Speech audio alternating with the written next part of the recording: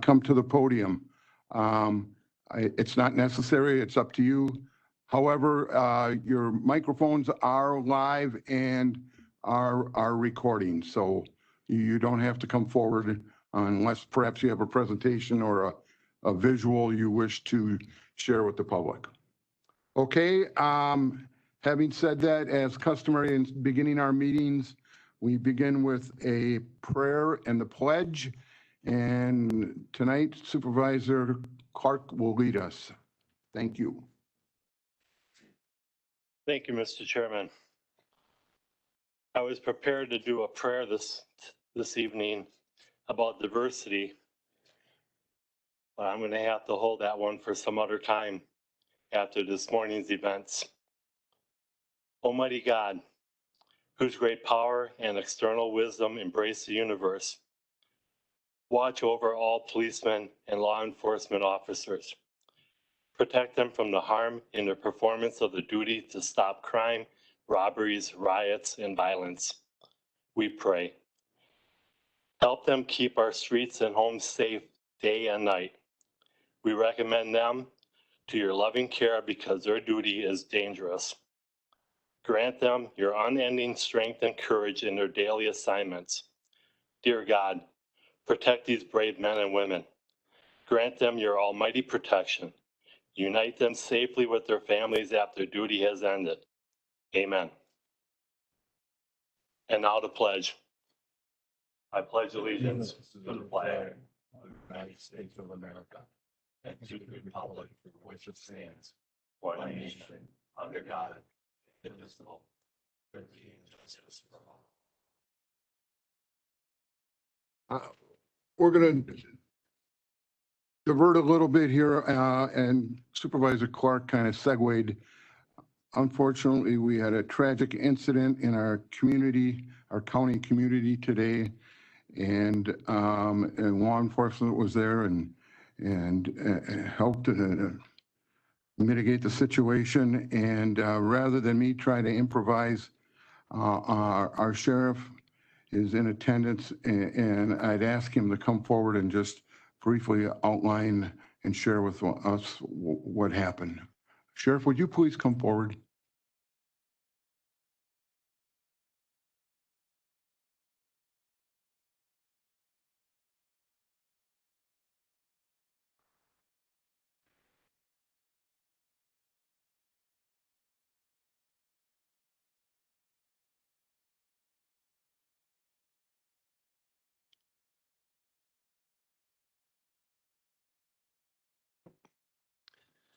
Thank you, Mr. Chairman. You bet. Thank you, Vice Chair, for this opportunity to speak. As you can imagine, this has been nothing short of just an unbelievable day for law enforcement. I am pleased to report today that our deputy, our investigator, who was involved in this unfortunate, tragic incident is alive. He is well, and he's surrounded by his family tonight. I'm not going to disclose his name today, but I will tell you this. He is a 21-year veteran. I've had the opportunity to work with him for those 21 years, shoulder to shoulder in many cases, and I can tell you he is an outstanding investigator. He's done a great job in bringing some of the most ruthless criminals to justice in our community. Today, he found himself literally pumping gas at a local gas station. But unbeknownst to him, just down the road about 1.5 miles was the unspeakable. A horrific incident was occurring. An individual came into our community at 7:30 in the morning at a gas station when most people are just getting gas and getting their morning cup of coffee. We've all done that. I do that daily, literally daily. I get my morning cup of joe, if you will, and there's a 22-year-old young man getting his car tank full of gas and getting ready to go to work, and along came this, for lack of better words, a maniac. He came in.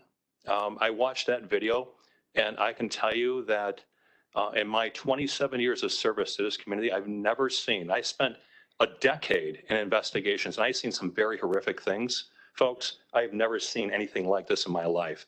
He lied in wait. He sat there and waited to the right opportunity. And when he was done pumping gas, he quietly walked up to him and shot him dead. and then rummaged through his pockets to find a set of car keys to get into his vehicle, to find out he didn't want that car.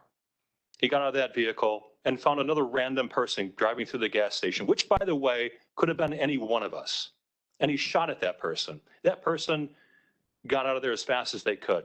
When he realized there was no other victim that he could attack, he got back into his vehicle and headed eastbound on Highway K and went into the mobile station.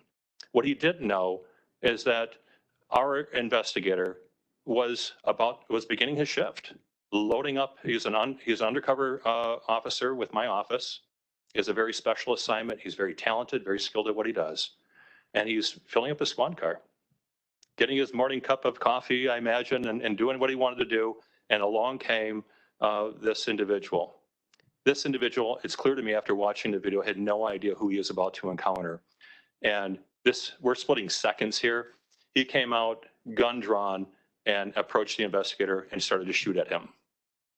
We are again splitting seconds. The investigator immediately began firing back at him, falling to the ground himself, taking on at least 2 rounds, and firing back at him. At the end of the day, the suspect is deceased. It is unfortunate that anyone had to lose their life today, but my heart goes out to this 22-year-old young man at the pilot station where this whole incident began, who was going to work, was just putting gas in the car. I look back at this, I have a 22-year-old son who goes to the gas station and he's got $10 or $15 in his pocket just to top off the tank. Unbeknownst to him, there might be somebody lurking around the corner who wants to end everything that he is about. And that's what happened today. It's sad and it's tragic. So where do we go from here? We have great partnerships. As the state statutes mandate, we bring an outside agency. I chose to bring in DCI, Division of Criminal Investigations in the state of Wisconsin, to come in and handle this very unfortunate event. They handled the shooting at that officer-involved shooting, as you can imagine, and we are taking care of the unfortunate situation at the pilot station. We have a great working relationship with the Caledonia Police Department, and they are working with that situation as well and working collaboratively with all of us. So I bring this to your attention because you are the County Board of Supervisors. And when I look back at this entire situation today, and I look back at the loss of life and what could have happened and what we did prevent, when I went to the bedside of our investigator this morning, just before 8 o'clock this morning, there with his wife, who I picked up at her home, and their child, and talking to him, he wasn't worried about anything but the person that he had seen while he was firing back at this person who was trying to end his life and the lives of others. And he's seen, and beyond that, was another innocent person who was getting in their car. And he was thinking to himself, as I'm firing, are my rounds going to hit somebody innocent? And that's what he asked me in the hospital. While he lied there with bullet holes in his own body, he said, Sheriff, did I hit anybody innocent? That's what he asked me. Nothing else, that's what he asked me. So those are the county employees that you have here. These are the budgets that you pass, the equipment that we need, and the training that we deserve and put within and instill within our staff. So as you prepare your budget, please look at these situations. This is where the rubber meets the road. This is where the training comes into play. This is where the equipment comes in handy, if I may, right? It's not about equipment and training, but we have to think about mental health for our staff as well. I spent most of my day talking to our staff on second shift, and I'll be through third shift tonight talking to our staff tonight to try to deal with this situation. You know what they want to know? Do I stand for them? And am I going to back them up, if you will? And will this board stand with them when they do the right thing, when they protect the community, when they protect themselves in the spirit of public safety? So I don't need an answer from you tonight, but I just ask you to ask yourselves, do we support law enforcement? Do we support public safety? Do we support the fundamental role of government, which I believe is the protection of its people? Now, it's easy for me to say as your sheriff. I've been a sheriff for going almost 12 years. I've been in this job for 27.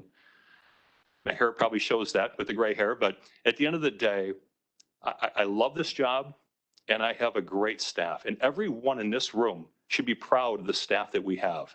They're out there every day, every night, giving selfishly of themselves.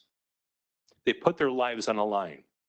This investigator today, I've known him. I know him personally. I know his family. He left this morning to fill up his tank of gas and he was going to go out and do an operation that I knew about. Nothing related to what happened. This was supposed to be another day for him, another day of bringing justice to our community, but it ended in tragedy. It's unfortunate, truly unfortunate. But I look back at what, I hate to say this, but I am glad that it was him and not a random citizen, because he was armed and he was trained and he knew what to do when somebody encountered him. Otherwise, this maniac would have went on another rampage. He just shot a 22-year-old young man, executed him, and he was going to go right down the line. And this was 7:30 in the morning. This gas station was flourishing with people, getting their gas and their coffee and all the rest. He would have undoubtedly went right through the line and probably been more of a mass shooting.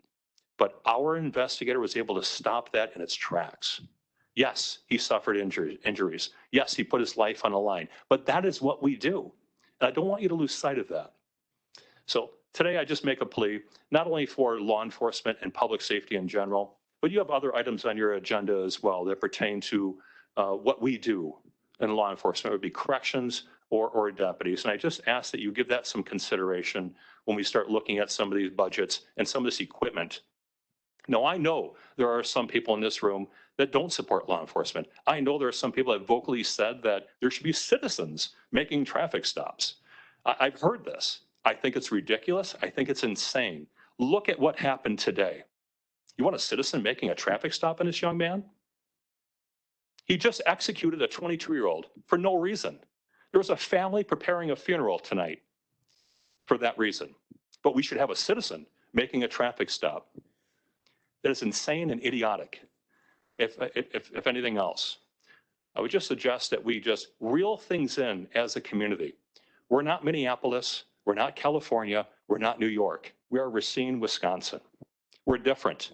We have a trained, professional law enforcement arena here. We can do this job. We have demonstrated this job, but we need your support. Everyone in this room, we need your support. So that said, that is my update. I wish I could provide you more information, but as you can imagine, DCI is doing the investigation.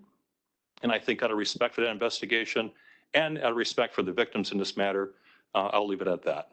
So thank you for your time and your attention. Thank you. Thank you, Sheriff Smaling.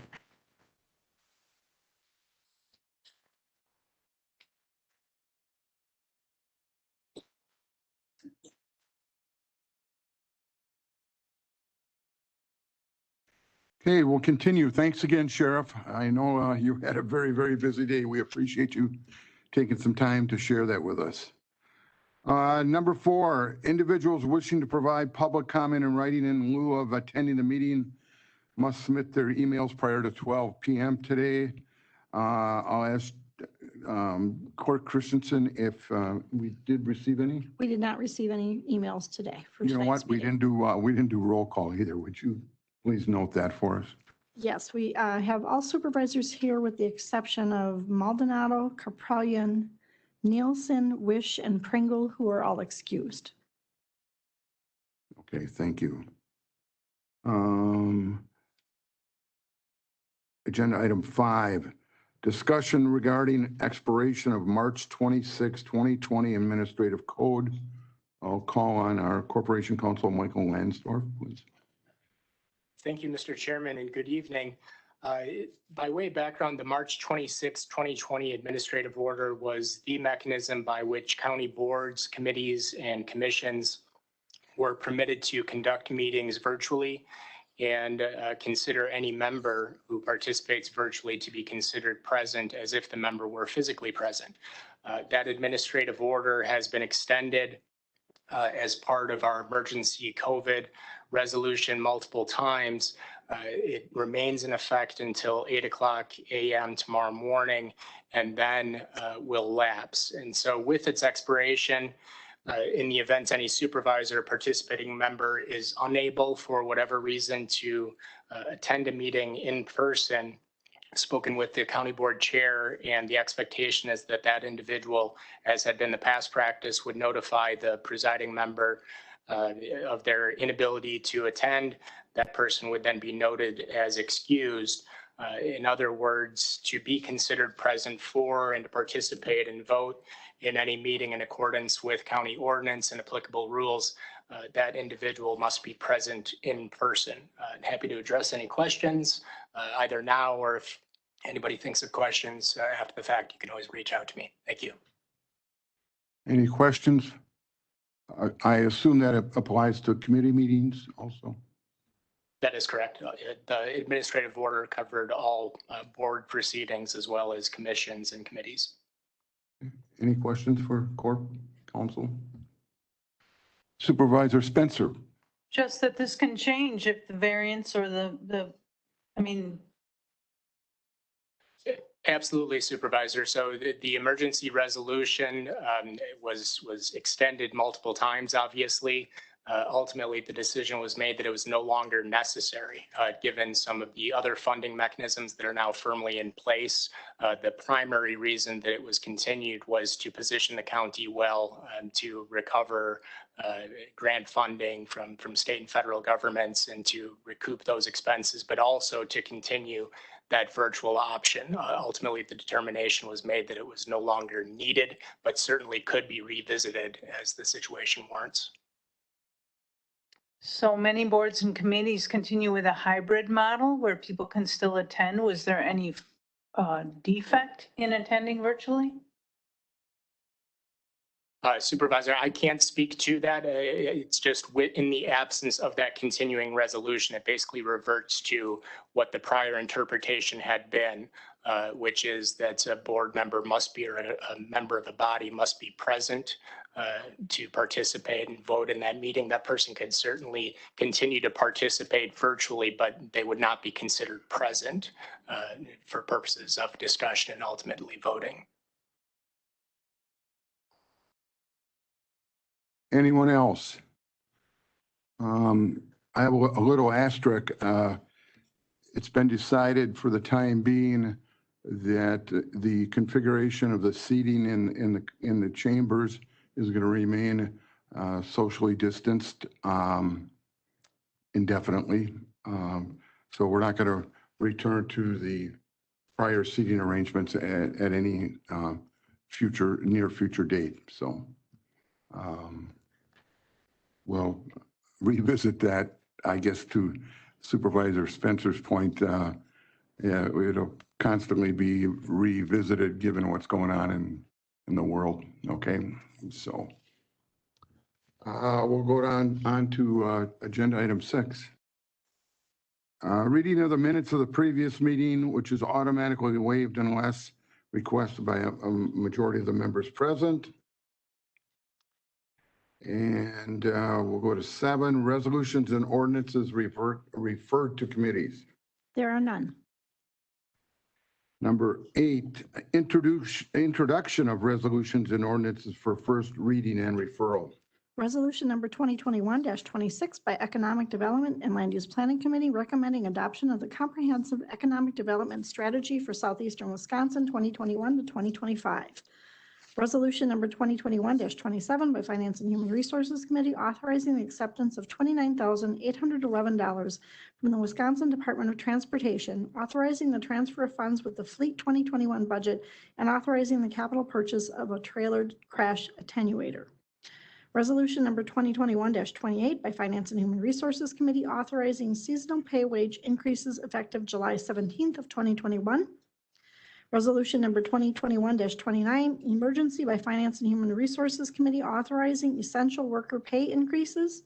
And resolution number 2021-30 by Finance and Human Resources Committee authorizing a settlement of the personal injury claim of Rita Carmona for the amount of $200,000. Okay, Supervisor Miller. Thank you, Mr. Chairman. Resolutions 2021-27 and 2021-28 have a timeliness which motivated the Finance and Human Resources Committee to ask this board to consider them for first and second reading this evening. 27 because of deadlines with state funding, and 28 because of the timeliness and the urgency of getting more lifeguards and water patrol staff on our waters while the season is going on. So I would ask unanimous consent that we take up those two resolutions this evening. Okay, unanimous consent. Okay, number 9, communications and claims. Number 1, copy of letter regarding opening of contract negotiations with the Racine County Supervisors Association. And number 2, copy of Southeast Wisconsin Professional Baseball Park District financial statements through December 31st of 2020. Items number 1 and 2 are referred to the Finance and Human Resources Committee. Number 3, copy of memorandum regarding 2021 WCA annual business meeting on September 26th of 2021 at La Crosse Center in La Crosse from Wisconsin Counties Association. And number 4, copy of resolution in opposition to changes in the wildlife damage abatement and claims program from Trempealeau County. Items number 3 and 4 are referred to Government Services Committee. Number 5, copy of City of Burlington claim from Angela Hansen, Assistant to the Director of Public Works in the City of Burlington. Number 6, copy of summons, petition for writ of mandamus and affidavits of Jeffrey Hoey and Frank Sturban regarding SurePac Inc., Armor Industrial Properties LLC, and others from Christopher J. Conrad. Number 7, copy of notice of appointment of receiver, Orange County Superior Court Case Number 30-2021-012-01461 CUBC CJC regarding UMB Bank NA versus Synergo Inc. from Ryan Baker. Number 8, copy of notice of Chapter 7 bankruptcy case, no proof of claim deadline case number 21-23515 KMP regarding Carrie Elizabeth Brown from United States Bankruptcy Court. And now all of the rest of the items are also from United States Bankruptcy Court. Number 9, copy of notice of Chapter 7 bankruptcy case, no proof of claim deadline case number 21-23528 KMP regarding Marcus Jacob Thomas. Number 10, copy of notice of Chapter 7 bankruptcy case, no proof of claim deadline case number 21-23578 GMH regarding Celeste Yvette Younger. Number 11, copy of certificate of service for Chapter 7 bankruptcy case number 21-23528 KMP regarding Marcus Jacob Thomas. Number 12, copy of order of discharge for Chapter 7 bankruptcy case number 21-21249 KMP regarding Jamie Nicole Davis. Number 13, copy of order of discharge for Chapter 7 bankruptcy case number 21-21280 GMH regarding Tamika Abdullah. Number 14, copy of order of discharge for Chapter 7 bankruptcy case number 21-21346 BEH regarding Will Darden and Kaya Darden. Number 15, copy of order of discharge for Chapter 7 bankruptcy case number 21-21355 GMH regarding Melanie Lenice Campbell. Number 16, copy of order of discharge for Chapter 7 bankruptcy case number 21-21454 BEH regarding Mark Matthew Kothbauer. Number 17, copy of order of discharge for Chapter 7 bankruptcy case number 21-21485 BEH regarding Kurt Kenneth Thomas. Number 18, copy of order of discharge for Chapter 7 bankruptcy case number 21-21664 RMB regarding Anthony David Johnson. Number 19, copy of order of discharge for Chapter 7 bankruptcy case number 21-21704 GMH regarding Marie Leota Greasy. Number 20, copy of order of discharge for Chapter 7 bankruptcy case number 21-21507 RMB regarding Bertha May Turner. Number 21, copy of order of discharge for Chapter 7 bankruptcy case number 21-21533 BEH regarding Christopher J. Dias and Jessica M. Garcia. Number 22, copy of order of discharge for Chapter 7 bankruptcy case number 21-21818 KMP regarding Joseph William Roberts and Melissa Dawn Roberts. Number 23, copy of solicitation procedures for Chapter 11 bankruptcy case number 21-2522 JDT regarding Melancrot PLC and others. Number 24, copy of notice of Chapter 13 bankruptcy case number 21-23752 KMP regarding Neil J. Strateski and Patricia Strateski. Number 25, copy of order confirming Chapter 13 plan, case number 21-22332, GMH regarding Sarah Hawkinson. Number 26, copy of order modifying confirmed Chapter 13 plan, case number 18-26486, GMH regarding David Henry Keller and Dawn Catherine Keller. Number 27, copy of notice of request to amend unconfirmed Chapter 13 plan, case number 21-22180, BEH regarding Melissa Sue Vogt. Number 28, copy of notice and motion dismiss unconfirmed Chapter 13 plan, case number 20-27973, GMH regarding Michelle Elizabeth Parks. Number 29, copy of order of discharge for Chapter 13 bankruptcy, case number 16-22498, GMH regarding Leroy John Payne Sr. Number 30, copy of order of discharge for Chapter 13 bankruptcy, case number 17-21006, GMH regarding Kimberly Ann Miller. And number 31, copy of order of discharge for Chapter 13 bankruptcy, case number 17-23108, KMP regarding Jeanette Lynn Glenn. Items number 5 through 31 are referred to Finance and Human Resources Committee and Corporation Council. Supervisor Trotter. Request copy of numbers 2 and 3, Mr. Chairman. Thank you. So noted. Anyone else? Supervisor Spencer. Spencer requests a copy of number 1. So noted. Supervisor Clark. Thank you, Mr. Chairman. Can I have a copy of number 1, 5, and 6? So noted. Anyone else? Okay, we'll move on. Number 10, communications from the county executive. Pardon?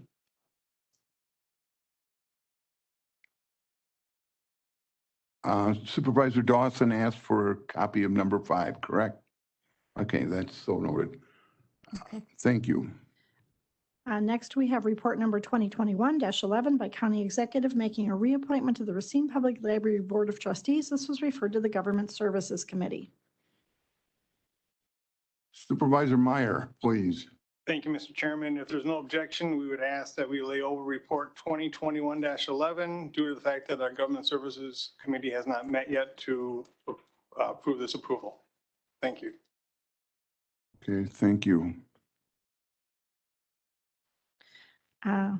Then we will move on to report number 2021-13 by County Executive making an appointment to the Local Emergency Planning Committee. And we will refer that report to the Government Services Committee.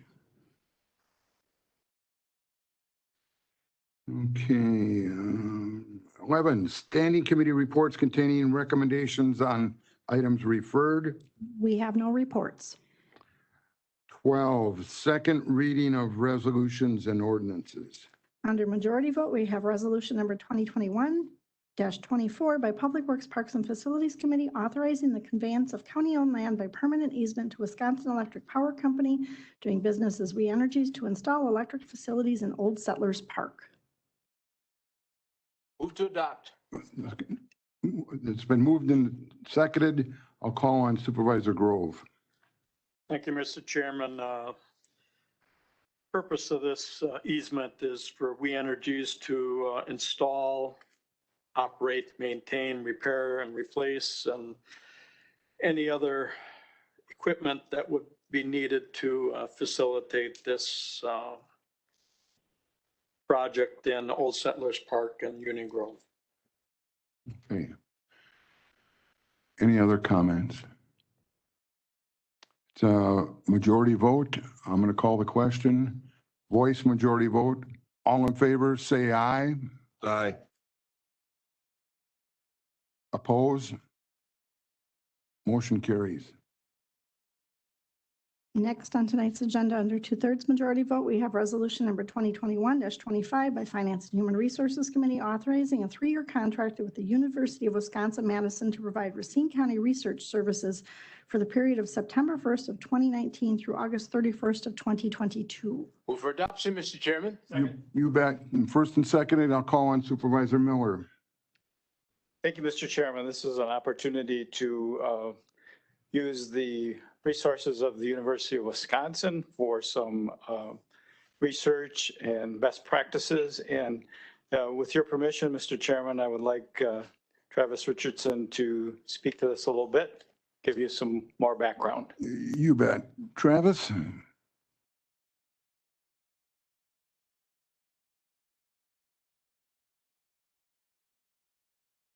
you so much, Supervisor Miller. So yeah, the proposal in front of you tonight is for a 3-year research agreement between the University of Wisconsin-Madison and our county. And essentially what this agreement does is it lends the university's staff, faculty, and students to local governments throughout the state of Wisconsin to help address some of the most pressing challenges they face. This program is called University Year. We asked this initiative to help us address community-wide racial disparities but with an emphasis or focus on juvenile justice. So just to give a quick example of what that looks like, I think everyone's aware of our existing detention center on Taylor Avenue. It has a policy and procedure manual, which really forms the foundation of the day-to-day operations of that center.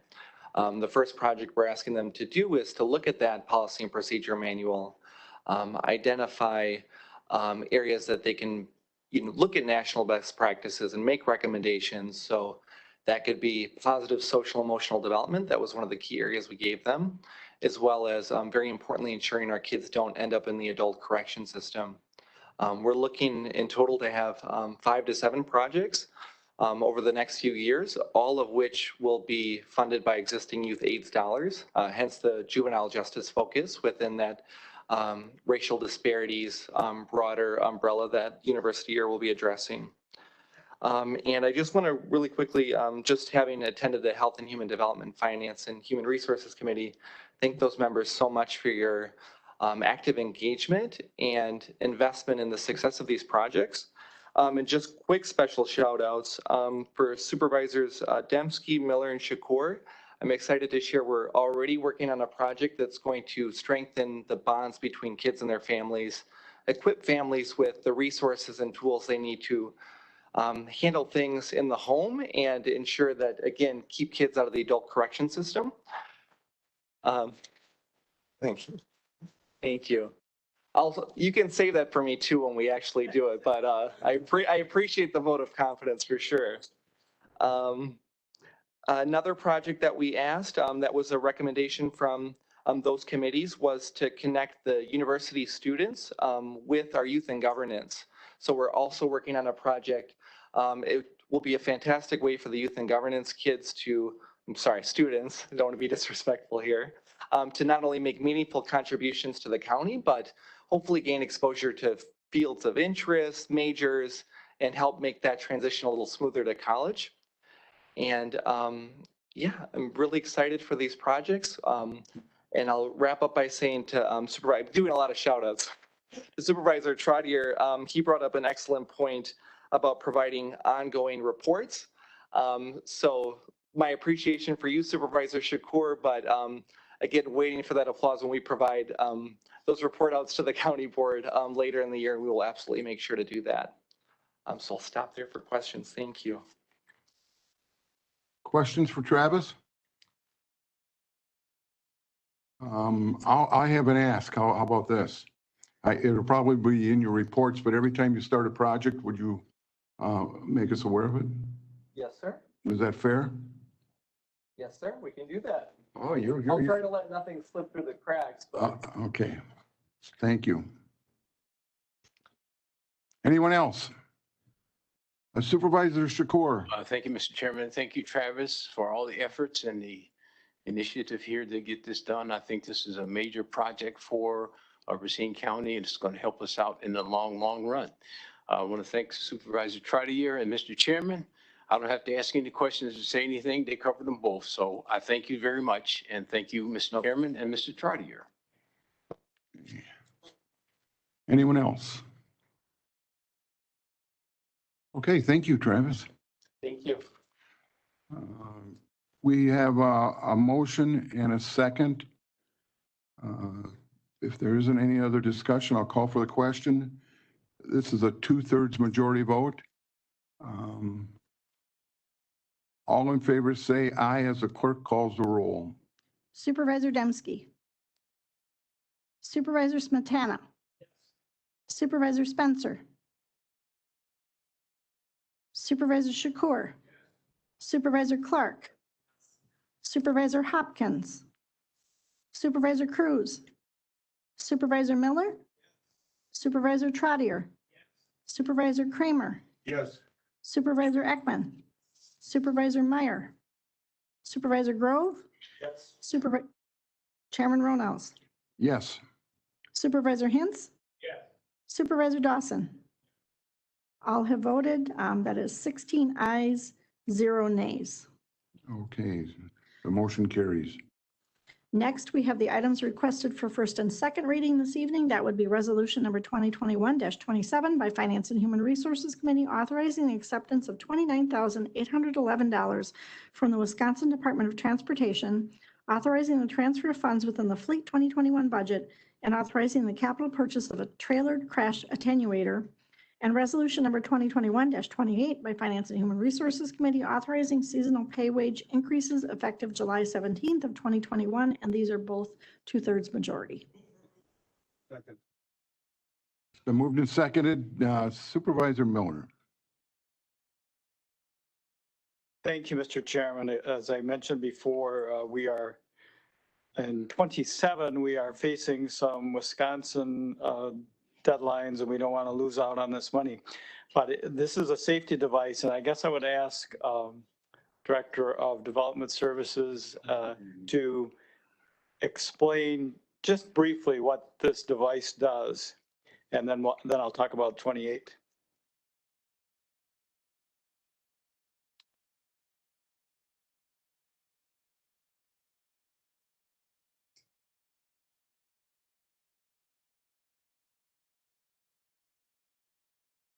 Thank you, Supervisor Miller.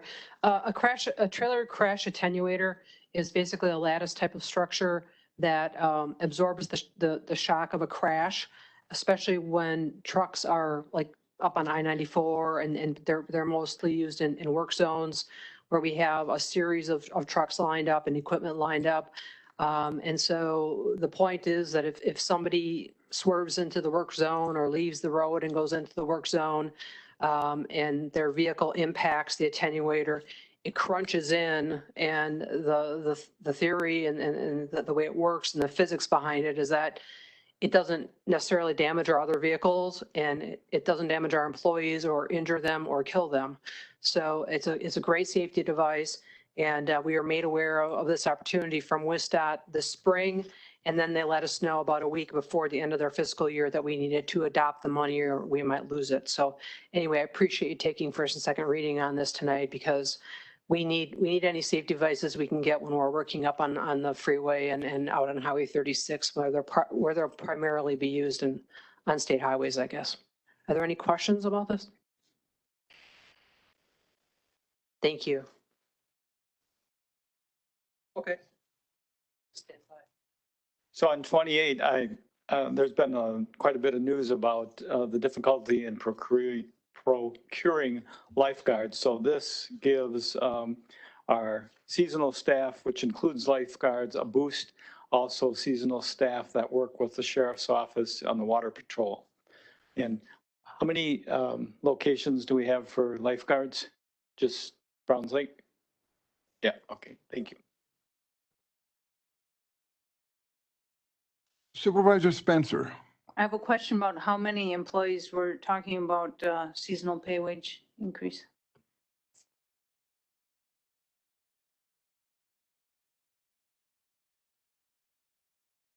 I can't speak to the Water Patrol members, but I can tell you that we currently only have recruited 3 lifeguards. So 3 lifeguards are all stationed at Fisher Park, at Browns Lake. And right now, that's the only impact, and they only work Memorial Day to Labor Day weekend, and their seasonal shifts are done. Again, I can't speak for the Water Patrol and how many members there are on that unit, unless the sheriff knows, but I don't have that number, I'm sorry. But because they are seasonal in nature, generally the season is Memorial Day to Labor Day, that I can tell you, so. Thank you. Can the sheriff speak to that? Sheriff, would you like, Sheriff Smaling, you probably have to come up here. Oh, go ahead. Very quickly, Memorial Day to Labor Day is obviously, as Julie has mentioned, is the task at hand. We typically recruit college students, full-time college students. It typically ranges between 3 to 5 students, and our hours are fluctuated depending on Lake Michigan. So we had a challenging time competing with other vendors that are out there. Recently, it seems like it's more challenging as of late. So I think this pay increase will certainly help our endeavors out there. As of late, these These water safety experts that have been out there with our staff have proven to be very effective. We've had a couple of recent drownings and some individuals that were pulled from the water by these water safety individuals. So they are trained by the sheriff's staff personnel. They are given the proper training, the proper equipment. That does require time. That does require training. It does require equipment. Compensated for. So I ask your support for this. This is a wage increase, long time coming. Just have support. Sheriff, just before you leave, for the Facebook people that I just want to make it clear and make sure they hear, how many, what was the answer? 3 to 5? Is that it? It ranges from 3 to 5. 3 to 5 seasonal employees with the water patrol, correct? That is correct. Okay, thank you. Thank you. Thank you. I have one additional question, and that has to do with who staffs the lifeguards at Pritchard Park, Pritchard, where the Johnson Aquatic Center is? Supervisor Aikman, can you answer that for us? I can. It's the YMCA. Thank you. Thank you. Okay. Any other questions? Supervisor Grove. Thank you, Mr. Chairman. I just want to add that Resolution 2021-27 was approved by the Public Works Committee to receive that grant. Okay. Thank you. Anyone else?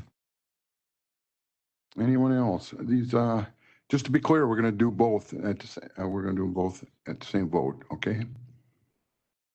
So I'm going to call the question on 27 and 28. It's a voice majority vote. No, they're 2/3. Oh, Sorry. they are 2/3? Yes, they are both 2/3. I'm sorry. Your Okay. copies did not come out well with the highlighting, but it was posted as such. Okay. I mean, posted for the first and second reading, but they are both 2/3. Okay, majority. then I'll ask the clerk to call the roll. Supervisor Dembski. Supervisor Smetana. Supervisor Spencer. Supervisor Shakur. Supervisor Clark. Supervisor Hopkins. Supervisor Cruz. Supervisor Miller. Supervisor Trottier. Supervisor Kramer. Yes. Supervisor Ekman. Supervisor Meyer. Supervisor Grove. Chairman Roanhouse. Yes. Supervisor Hintz. Supervisor Dawson. All have voted, 16 ayes, 0 nays. Motion carries. Okay, thank you. And we can move on. Reconsideration of resolutions and ordinances from previous meetings and/or action on vetoes. We have no items. 14, reconsideration of and/or notice of intent to reconsider resolutions and ordinances. We have no notice. Thank you. Informational reports. Report number 2021-12 by Finance and Human Resources Committee authorizing the donation of $2,500 to the Gateway Technical College Law Enforcement Training Program. Okay. 16, miscellaneous business announcements and oral reports. Vice Chairman Kramer. Thank you, Mr. Chairman. You're all invited out to the town of Norway. We're having our last beer garden of the season from tonight to Friday night, and there's music out there on Friday night. So you're all invited to come out. Thanks. Anyone else? Supervisor Miller. Thank you, Mr. Chairman. Originally, we had intended that the redistricting committee meet before this county board, but there is somewhat of a deadlock in Madison as how to proceed with these matters. So we're in a holding pattern. And until we get a little more clear direction from Madison, we may not be doing the things we must do. And the likelihood is when we do get working, it's going to be speed legislation because the deadlines are getting closer every day. Thank you, Supervisor. Anyone else? Supervisor Shakur. Thank you, Mr. Chairman. I'd just like to say to my 90-year-old dad that I am fine. Your son is fine. He was calling, had my sister calling, wondering with the unfortunate situation that happened today, if his son was okay.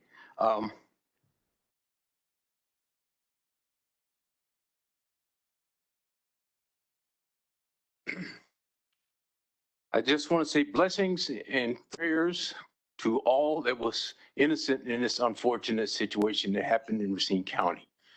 It's terrible, and we hope and pray that we have better days ahead.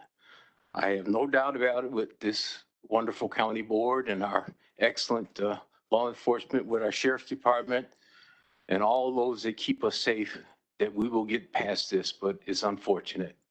And again, Dad, I'm okay. Okay, great. Supervisor Spencer. I concur with this, with the sentiment, and my heart breaks also for those affected by today's incident. And I understand that the sheriff may have been emotional a bit, but I resent and I'm upset by the fact that he called out and isolated a county board supervisor.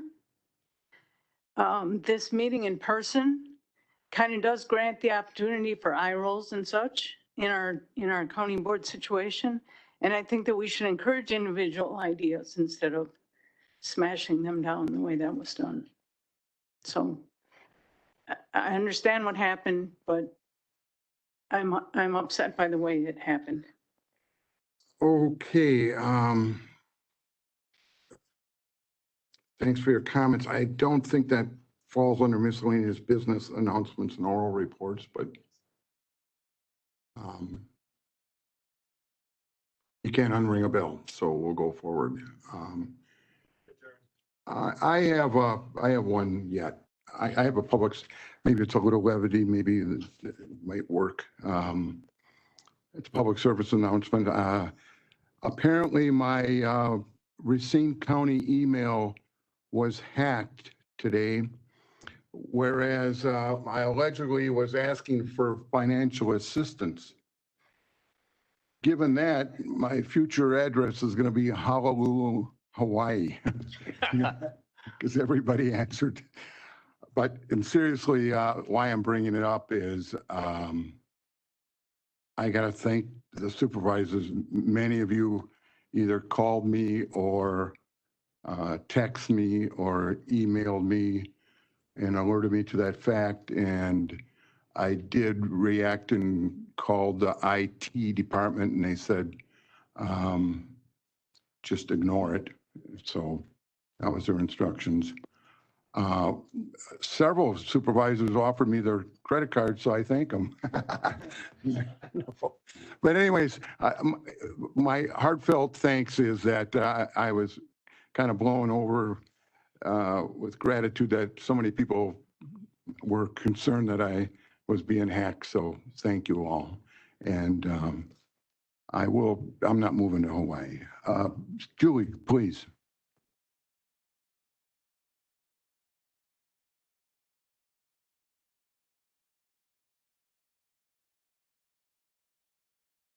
Just a couple of items of information regarding this building and this site. I'm sending emails through the county clerk, so watch your emails because we're going to have some construction going on at this building starting in the next week or so. You may remember in the budget that you approved last fall, there was a major storm sewer pipe approved to help the drainage from this building. And the pipe started arriving today. So I think it's going to start soon. And so it's going to affect the northeast part of this building initially. And then they're going to work down the west side of the building along the Greenmont Drive. And then they're going to be cutting across the other south driveway and heading east towards the salt sheds. It's going to be about a 4 to 5 week project, but hopefully when that's done, it'll solve the drainage problems we have here. And also it will be messy though. There will be impacts on the north driveway. So I want to keep you apprised of that. And also, I think you all saw the email about us starting Highway C. That started this week. And so they're milling up all that asphalt. They'll be repaving that. And then when that's done, they'll be moving to the next segment from V to H, and that will be milled up and it will be repaved. This is only what we call patching type of pavement. So it takes up the old surface, we put down new surface, but it's not fully engineered and designed and wider roads and everything else. This is stuff to make this is patchwork to make this road surface better. And Highway C has definitely taken a beating when Highway 20 was closed all of last year and so forth. So again, I'm going to try keeping the messaging coming to you all so that you can get the communications. because there are detours. It seems like anywhere you come from the east part of the county, there's detours, and there's some on the west end as well. So just please watch your emails, or you can always call my office if there's questions. So thank you for that in advance. Thank you. Move to adjourn, Mr. Chairman. Adjourn. Thank you.